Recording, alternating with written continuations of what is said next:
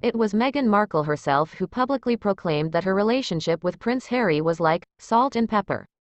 "We always move together," she insisted. Well, not at the moment they don't.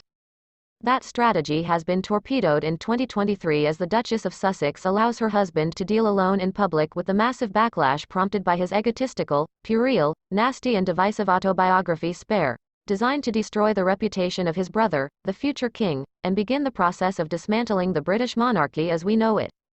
While I have been told Meghan was privately supportive during the writing of the book, and heavily involved with the scorched earth strategy in regards to the royal institution and British media, publicly there has been a marked change in tone. In a striking quote seemingly briefed by those close to the couple, a source told the Daily Telegraph of Meghan's view of Spare. Is this the way she would have approached things? Possibly not. But she will always back him and would never have got involved in promoting such a personal project. This was about his own life, his own journey and his own perspective. The newspaper, one of the few British titles with which the Sussexes retain a working relationship, also reported that Meghan may have raised gentle concerns about whether it was the right move. So what is really going on?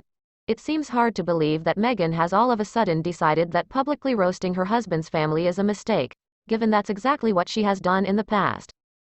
And, apart from the specific rolling back of claims the royal family is racist, Spare is the continuation of a narrative she started in her infamous interview with Oprah Winfrey, much of which has been disproved, where an obedient Harry joined her for the latter portions.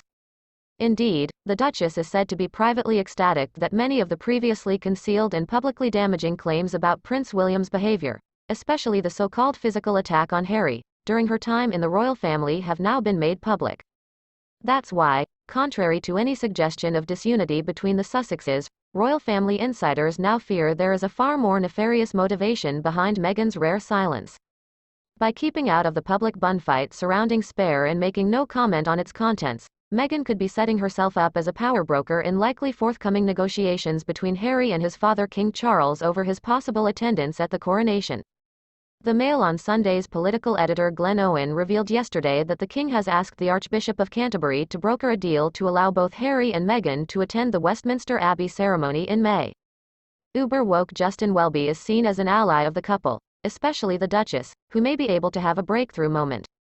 But, quite rightly, Prince William is deeply concerned about such an approach, believing his younger brother could use the internationally significant event to stage a damaging stunt.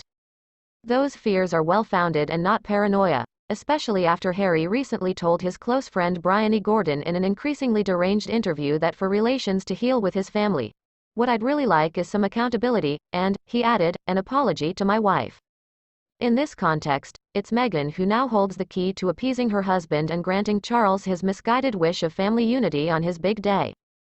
That's a situation that Meghan will relish. The former Suits actress was incandescent when courtiers, most likely at the behest of senior members of the royal family, appeared to cut her out of the Megxit negotiations by holding the Sandringham summit when she had returned to Canada to care for her young son Archie. One royal insider told me, Meghan's silence around Spare seems highly strategic. She can now appear to be the peacemaker while making it very clear to her husband what concessions they will need before they agree to attend the coronation. She's put herself in a position where it's now almost impossible to circumvent her. But, make no mistake, Meghan still wants to cause the ultimate damage to the royal family. Her fingerprints were all over the Netflix series which even questioned the role of the Commonwealth, the life's work of Her late Majesty. There's no trust there anymore, but what choice does anyone have if Charles is determined to have them both there? I believe that is the fundamental mistake the new king is making. If the past 2 months have taught him anything, it must surely be that Harry and Meghan are on a destruction mission and negotiation is futile. For Charles to put his wife Camilla, who Harry described as dangerous, and a villain, and son William, subject to the most toxic of the bile from his younger brother, in the position of having to be face-to-face with the Sussexes at the coronation seems needlessly cruel. And, after witnessing everything that went on, including Meghan's alleged bullying of royal staff, the idea that Wills would even countenance being party to an apology to the Sussexes is ludicrous. Charles is playing with fire by allowing Welby, who has clearly fallen under the spell of the Sussexes, such a position of power. He has previously said of Meghan, she's a person of profound humanity and deep concern for people, seeking to carry out her role with every ounce of her being, and I think she's a remarkable person. Yeah, right, she is. Meghan is actually a person of profound selfishness with a deep concern to seek revenge on anyone who gets in her way.